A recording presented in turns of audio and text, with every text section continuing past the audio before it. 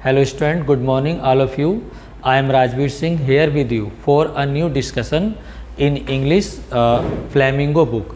आज बच्चों फिर मैं आपके लिए मंगूपुरा विद्यालय से यहाँ पर जो फ्लैमिंगो बुक चल रही है हमारी इंग्लिश में, उसमें एक सेकंड लेसन मैं आपको स्टडी करा रहा हूँ। उसका नाम है लॉस्ट स्प्रिंग।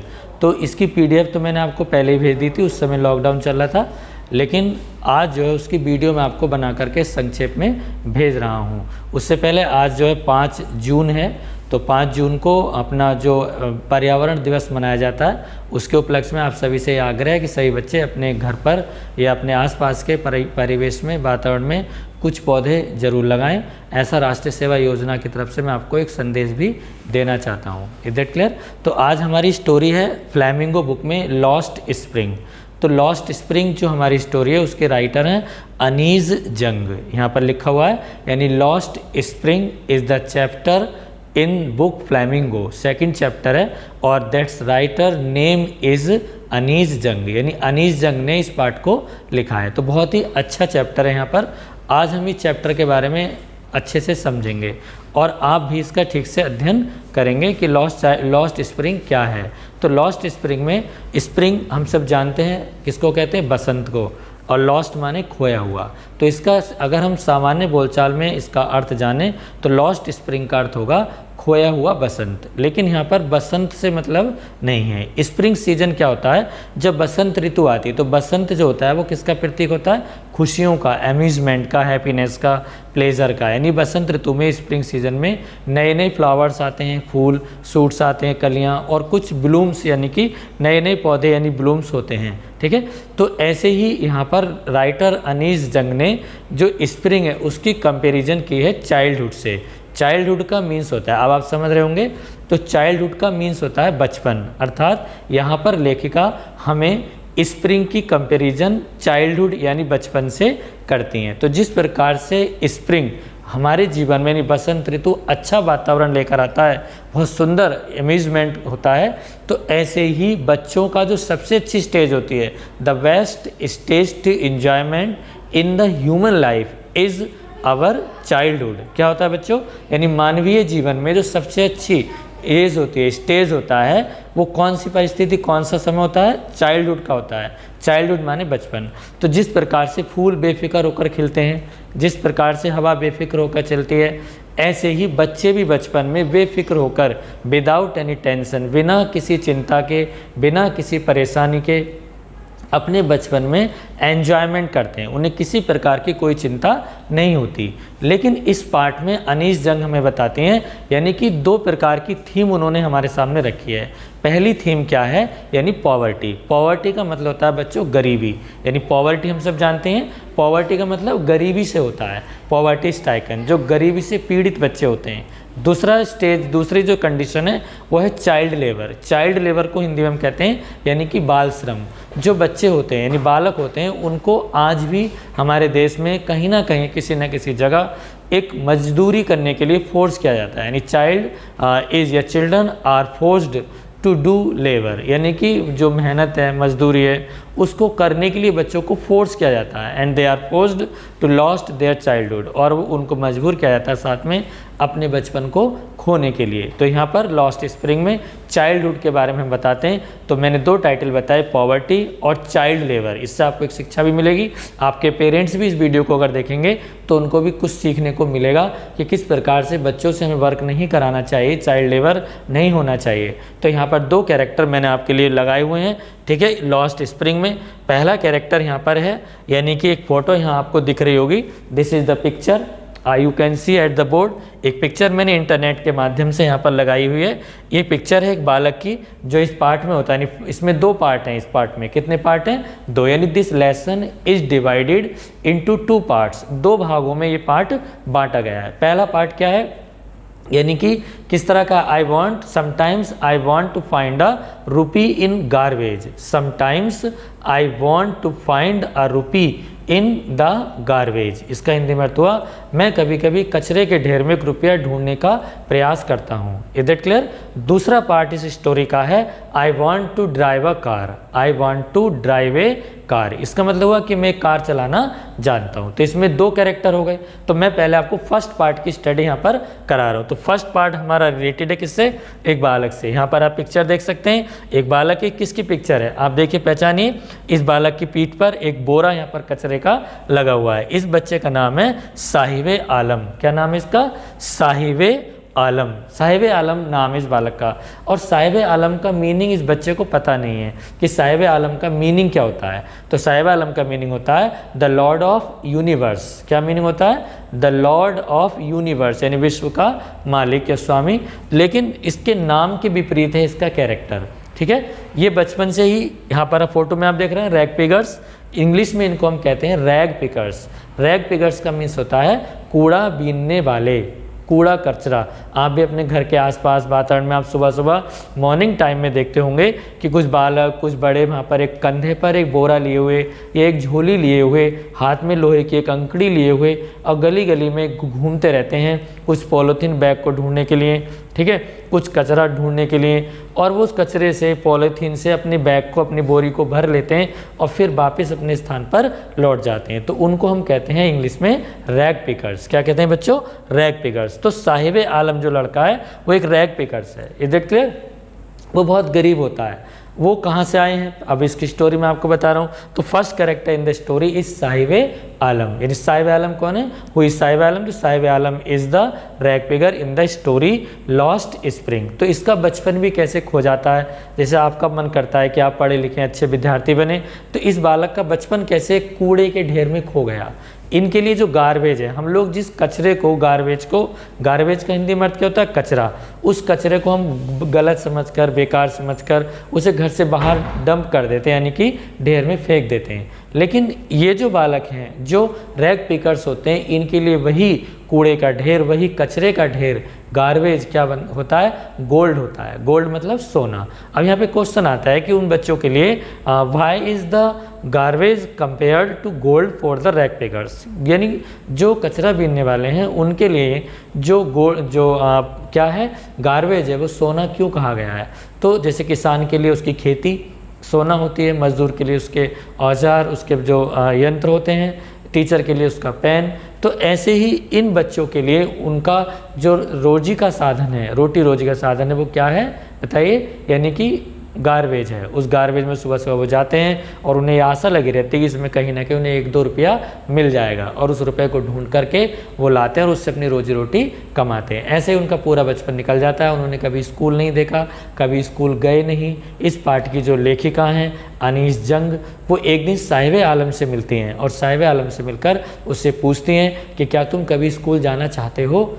तो साहिब आलम कहता है कि मैंने कभी स्कूल देखा ही नहीं है मैडम, और मैं स्कूल कहाँ जाऊँगा, मुझे नहीं पता स्कूल क्या है। लेकिन जो राइटर हैं अनीस जंग, वो केवल उनका मजाक उड़ाते हैं, जस्ट अ जोक, केवल एक जोक करते हैं। जैसे हम लोग भी, ज़्यादातर जो अमीर लोग होते हैं वो अपने से छोटे लोगों का मजाक उड़ाते हैं। तो ऐसा मजाक हमें नहीं उड़ाना चाहिए किसी का भी कि तुम एक कचरा बीनने वाले से कह रहे हो कि स्कूल जाओगे। तो लेखिका को बहुत शर्मिंदगी महसूस होती है अपने अंदर कि मैंने इस बच्चे से कह तो दिया कि तुम स्कूल जाओगे, लेकिन ये मैंने झूठ बोला था केवल मज़े लेने के लिए, इसको चिढ़ाया था मैंने। लेकिन अगर ये मुझसे कहने लगेगा कि मुझे स्कूल जाना है तो मैं इसे कैसे स्कूल भेजूँगी, ऐसा वो सोचकर एम्ब्रेस्ड हो जाती हैं, अर्थात अपने अंदर गिलानी फील करती हैं। जो इसकी पाठ की लेखिका है अनीस जंग। थोड़े दिनों बाद जो साहिब आलम होता है, ठीक है, वो कचरा बीनने के लिए जाता है। अभी लोग आए कहाँ से हैं इसके परिचय मैं आपको देता हूँ। ये बांग्लादेश में, जो बांग्लादेश है वहाँ पर एक ढाका नाम का एक स्थान है। There was a place named Dhaka. Dhaka से ये लोग आए थे जो रैग पिकर्स थे।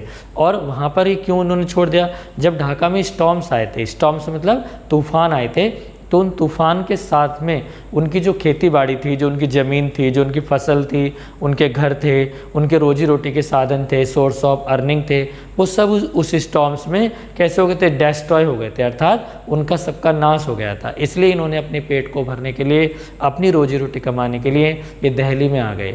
और दिल्ली में आकर के ये पहुंच गए सीमापुरी में। तो यहाँ पर जो ये स्टोरी है कहाँ पर है? ये दिल्ली में सीमापुरी एक स्थान है। सीमापुरी को अगर हम देखेंगे तो मैप में नहीं मिलता है, लेकिन ये सीमापुरी जो एक इल्लीगल एरिया है, इल्लीगल मतलब गैर कानूनी। वहाँ पर जो ये लोग ढाका से आए थे, कौन, साहिब आलम के पूर्वज या साहिब आलम की फैमिली के लोग, ये आकर सीमापुरी में वहाँ बस जाते हैं। सीमापुरी में बहुत बड़ा एक कचरे का ढेर है जो दिल्ली के पास में है, सीमापुरी स्थान। और उस सीमापुरी में क्या होता है कि वहाँ पर लोग बिना किसी परमिट के झुग्गी झोंपड़ियों में बनाकर वहाँ पर वो रहते हैं। उनके पास पॉलिटिशियंस जो राजनीतिक लोग आते हैं, केवल अपना वोट पूरा करने के लिए उनके राशन कार्ड बनवा देते हैं। और वहाँ के जो लोग हैं उनको केवल क्या चीज़ की सुविधा मिलती है कि उन्हें एक राशन कार्ड मिल गया है। तो उनके लिए राशन कार्ड का महत्व क्या है, केवल ये है कि राशन कार्ड से उन्हें अनाज मिलता है, ग्रेन मिलता है, यानी भोजन मिलता है पेट भर के खाने के लिए, इसलिए उस राशन कार्ड का यूज करते हैं। और नेताओं को, पॉलिटिशियंस को क्या लाभ होता है, इन रैग पिकर्स को राशन कार्ड देने का, कि उनका नाम वोटर लिस्ट में आ जाता है। Is that clear? तो इस तरह से साहिब आलम वहाँ पर काम करता है रैग पिकिंग का, यानी कूड़े कचरे को बीन करके अपनी रोजी रोटी कमाता है। 1-2 रुपया उसमें मिल जाता है और उस कचरे को वो रोज़ ढूंढते हैं वहाँ से। और एक दिन क्या होता है कि जब साहिब आलम के पैरों में कोई चप्पल नहीं होते, और क्योंकि ऐसी ट्रेडिशन थी, ऐसा नहीं था कि वो चप्पल पहन नहीं सकते, खरीद सकते थे, बट उनकी ऐसी ट्रेडिशन थी, ये परंपरा थी कि वो चप्पल नहीं पहनेंगे, कि चप्पल पहन के वो रैग पिकिंग अगर करेंगे, कूड़ा बीनेंगे तो उनको अच्छा नहीं लगेगा, इसलिए वो चप्पल कभी नहीं पहन पाते। लेखिका उनसे कहती है अगर तुम्हें चप्पल पहनने को दिया जाए तो क्या तुम चप्पल पहन सकते हो? तब साहिब आलम कहता है कि हमारे पास कोई चप्पल नहीं, हम बेयर फुट रहते हैं। बेयर फुट का मीन्स होता है नंगे पैर। Is it clear? तभी आफ्टर समटाइम्स क्या होता है कि जो साहिब आलम होता है वो बड़ा हो जाता है थोड़ा सा, और बचपन में ज़्यादा बड़ा नहीं, मतलब ये बच्चा ही है, बाल श्रम करता है, तो उसको एक जो टी स्टॉल होता है, यानी चाय की दुकान होती है, उस पर काम करने का मौका मिलता है। अब यहाँ पे क्वेश्चन आता है कि कौन सी जॉब वो करने के लिए आता है। What kind of work did Sahib Alam do after rag picking? Rag picking के बाद साहिब आलम ने कौन सा काम किया? तो वो कचरा बीनने के बाद उसे एकदम से एक नौकरी मिलती है टी स्टॉल पर, और वहाँ पर वो चाय का काम करता है। एक दिन लेखिका को साहिब आलम रास्ते मिलता है, वो एक टीन का कनस्तर लेकर जाता है अपने हाथ में, जो कंटेनर होता है वो बूथ मिल्क, ठीक है, यानी मिल्क बूथ का मतलब होता है दूध की दुकान। तो उस दूध की दुकान पर, मिल्क बूथ पर साहिब आलम उस कैंटीन में उस जो कंटेनर होता है उसमें दूध भर कर ला रहा होता है चाय की दुकान पे। तभी लेखिका उससे पूछती हैं कि तुम ये क्या करते हो? तब उसने कहा मैडम अब मुझे एक नौकरी मिल गई है और मैं इस नौकरी से संतुष्ट हूँ, और मुझे इस नौकरी के एवज में बदले में 800 यानी 800 रुपये उसे मिलते हैं। Is that clear? तो वो खुश हो जाता है अपने आप से, वो संतुष्टि कर लेता है इसी बात से कि उसे 800 रुपये महीने की नौकरी मिल गई है। एक दिन उसे जूते मिलते हैं, कोई वहाँ पर गरीब आदमी, कोई एक अमीर आदमी का बालक फटे हुए जूते पहन करके वहाँ छोड़ जाता है। साहिब आलम उस जूते को ढूंढ लेता है, उस जूते में एक होल होता है, एक छेद होता है, लेकिन उसे अच्छा लगता है उन जूतों को पहनना, क्योंकि इससे पहले उसने कभी जूते नहीं पहने थे। तो साहिब आलम ने अपने आप को यहाँ पर क्या कर लिया था? गिव अप कर लिया था। क्या गिव अप कर लेता है? यानी उसने कोई सपना जीवन में नहीं देखा, उसने केवल इतना ही सोचा था कि उसके फैमिली के सभी मेंबर्स क्या करते हैं, यानी कि रैग पिकिंग करते हैं। तो उसने अपने ऐसा ही मान लिया कि मैं भी ऐसे ही जीवन चलाऊंगा, रैग पिकिंग करूंगा, यानी कुछ आगे उसने बढ़ने का नहीं सोचा। तो इस पार्ट से हमें यहाँ पर क्या शिक्षा मिल रही है कि ज़रूरी नहीं कि हम भी वही काम करें जो हमारे पूर्वजों ने किया है। हमारे अंदर कुछ एम्स होने चाहिए, कुछ एम्बिशंस होने चाहिए, कुछ ड्रीम्स होने चाहिए। ज़रूरी नहीं कि किसान का बेटा किसान ही होगा, ठीक है, या एक बढ़ई का बेटा बढ़ई होगा, एक लोहार का बेटा लोहार ही होगा, या किसी प्रकार से रैग पिकिंग को करने वाला यानी कूड़ा कचरा बीनने वाले का बेटा कूड़ा कचरा ही बीनेगा। लेकिन यहाँ पर साहिब आलम ने ऐसा कोई सपना नहीं देखा। उसका बचपन, उसकी स्प्रिंग, उसके चाइल्डहुड केवल कचरे को बीनने में ही लगी रही। वो कभी स्कूल नहीं गया और उसने गिव अप कर दिया अपने सपनों से, और वो संतुष्ट हो गया काहे पर? एक चाय की दुकान पर। Is that clear? तो इस साहिब आलम का कैरेक्टर मैंने आपको समझाया था रैग पिकिंग में। अब हम दूसरी तरफ चलते हैं। इसमें दूसरा पार्ट है I want to be a motor driver, यानी लिखा है I want to drive a car. इसका सेकेंड पार्ट क्या है बच्चों?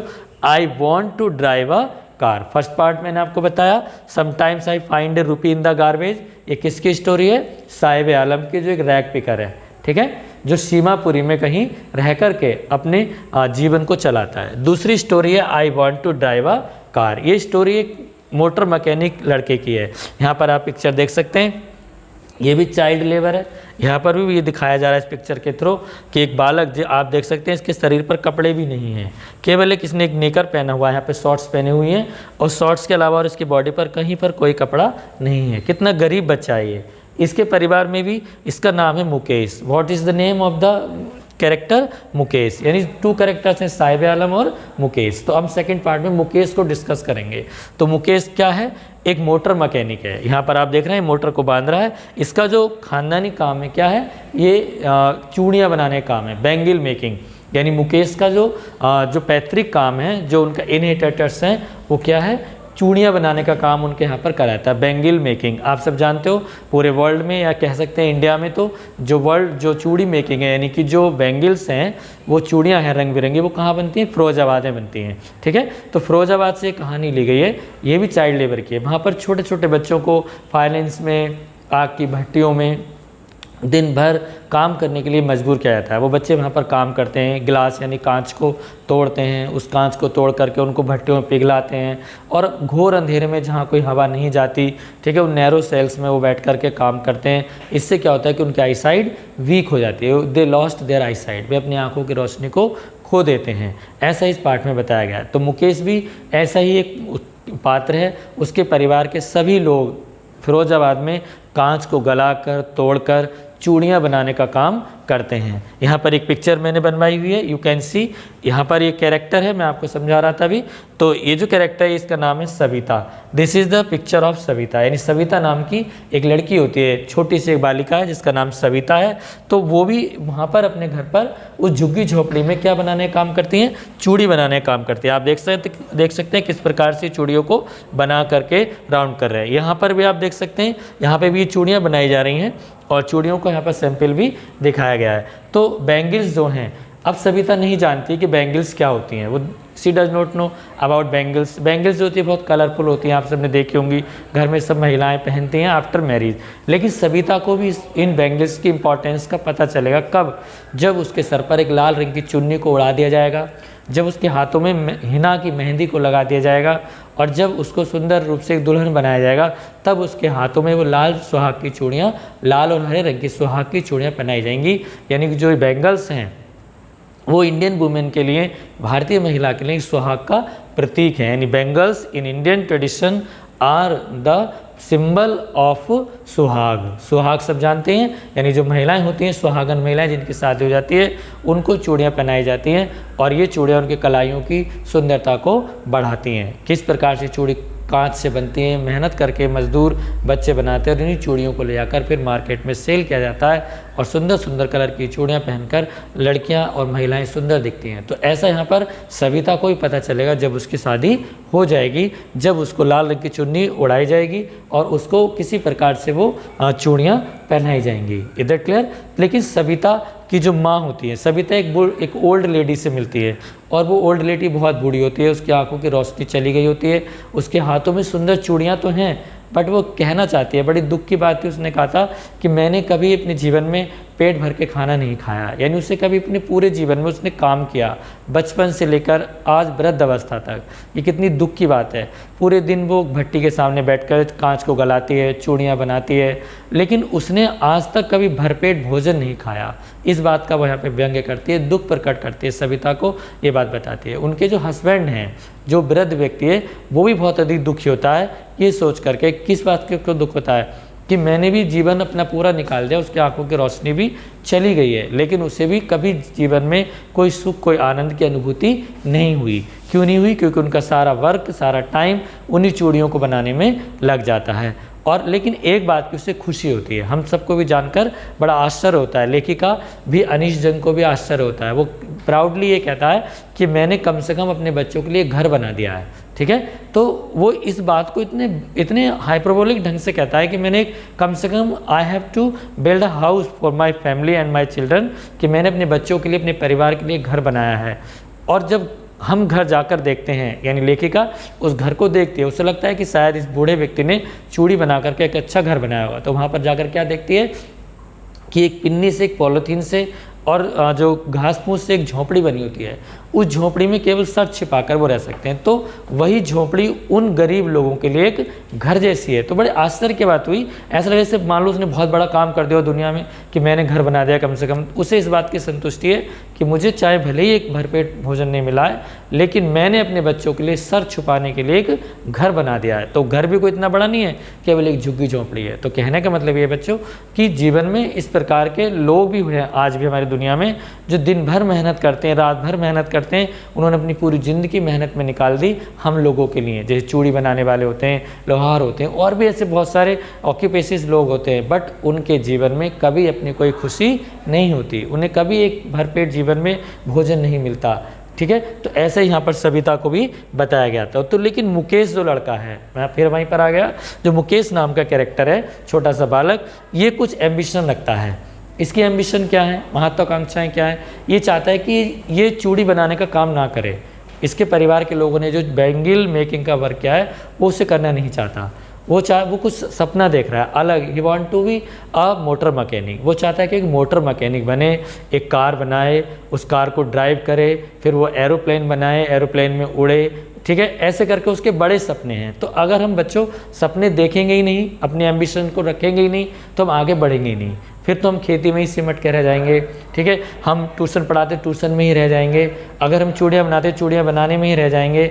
अगर हम कोई और मजदूरी करते हैं तो मजदूरी में ही रह जाएंगे। ऐसा नहीं होना चाहिए। हम उस काम को भी करें, लेकिन आगे बढ़ने का कुछ प्रयास, कुछ एम्बिशंस, कुछ सपनों को भी हम जीवन में रखें। ऐसा यहाँ पर मुकेश ने हमें शो कराया। मुकेश ने प्रयास किया मोटर मैकेनिक बनने का। आप देख सकते हैं कि बच्चा यहाँ पर किस प्रकार से, किस बैड कंडीशन में, एक पिटेबल कंडीशन में यहाँ बैठा हुआ मोटर मैकेनिक का काम सीख रहा है, लेकिन चूड़ी बनाना ये नहीं चाहता। ये चाहता है कुछ अच्छा करना।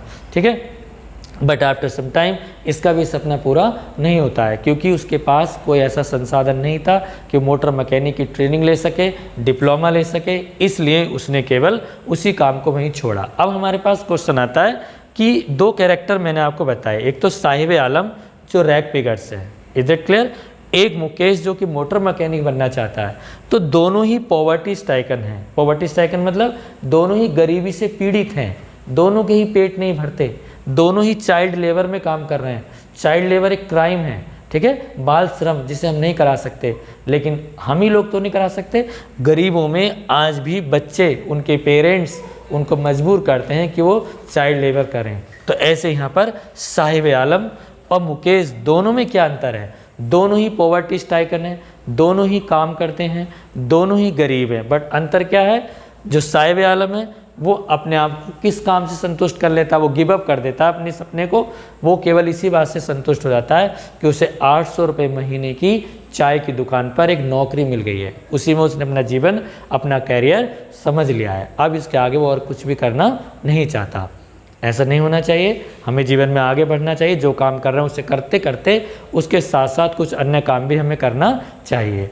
लेकिन जो मुकेश होता है उसके अंदर कुछ एम्बिशंस होती हैं। वो अपनी एम्बिशंस को गिव अप नहीं करता। वो आज भी निरंतर इस प्रयास में लगा रहता है कि चूड़ियाँ बनाने के साथ साथ वो एक मोटर मैकेनिक बने।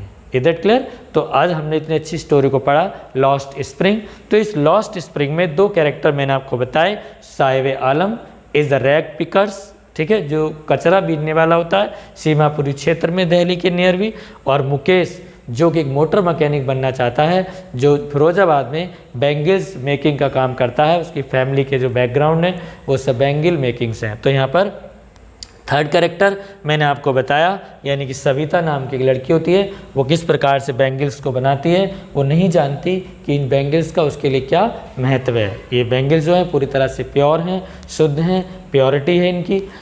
और ये प्योरिटी किसके लिए है? यानी कि इंडियन वुमेन के लिए। तो यहाँ पर जो राइटर हैं अनीस जंग, वो हमें यहाँ पर एक सुंदर से इस पार्ट के बारे में बताती हैं, लॉस्ट स्प्रिंग। लॉस्ट स्प्रिंग का मतलब मैंने आपको बिगिनिंग में बताया था, शुरुआत में। वो क्या था कि यानी कि बच्चों का बचपन उनसे ज़बरदस्ती छीन लिया गया है, उनका बचपन खो गया है। ठीक है, तो ऐसे करके मैंने यहाँ पर आपको पिक्चर के माध्यम से, आप इस पूरी फ़ोटो में इसको आप देख सकते हैं जूम करके। साहिब आलम का कैरेक्टर आप अपने माइंड में इमेजिन कर लीजिए, मुकेश का कैरेक्टर आप इमेजिन कर लीजिए, सविता का कैरेक्टर इमेजिन कर लीजिए, ठीक है। और किस प्रकार से बैंगल मेकिंग यहाँ पर होती है, चाइल्ड लेबर हमारे देश में आज भी व्याप्त है। तो अनीश जंग के द्वारा हमें ये 2 शिक्षाएँ दी जाती है कि we should never joke for a poor child, कि हमें कभी किसी गरीब बच्चे का मजाक नहीं उड़ाना चाहिए, उससे खेलना नहीं चाहिए कि भाई तू स्कूल में जाएगा क्या, गाड़ी में बैठेगा क्या, ऐसा नहीं कहना चाहिए। और दूसरा ये कि हमें कई बच्चों को उनकी महत्वाकांक्षाओं को दबाना नहीं चाहिए, बल्कि उनको इनकरेज करना चाहिए। We should encourage our children, ठीक है। बाकी मैं अभी इसके बारे में 2-3 क्वेश्चन मैंने आपको बताए थे। फर्स्ट क्वेश्चन आपका क्या था, यानी कि how many characters in the story, इस कैरेक्टर में मुख्य चरित्र कितने हैं, तो भी मैंने आपको बताया 3, साहिब आलम, मुकेश और Savita. And many other characters, minor characters भी हैं। और मेन इसमें जो है वो कौन है, इसकी राइटर अनीश जंग जो नरेटर है। अब क्वेश्चन आता है who is the narrator of the story, कहानी की नरेटर कौन है, वर्णन करने वाली, तो आप लिख देंगे यानी the author Anees Jung herself is the narrator of the story Lost Spring, ठीक है। दूसरा है what is the similarity between the 2 boys, ये both boys Sahib Alam and Mukesh, इन दोनों के बीच में क्या सिमिलरिटी, सिमिलरिटी मतलब समानता। समानता ये है कि दोनों ही बच्चे चाइल्ड लेबर करते हैं, दोनों ही पॉवर्टी स्ट्राइकन है, बट दोनों की जो एम्बिशंस हैं वो अलग अलग हैं। यानी मुकेश जो है एम्बिशन को कैरी करता है मोटर मैकेनिक बनने के लिए, और जो साहिब आलम है वो अपनी जो उसकी एम्बिशंस होती है वो उनको लॉस कर देता है, गिव अप कर देता है। बाकी इसके आगे की PDF मैं आपको भेज दूंगा। Thank you.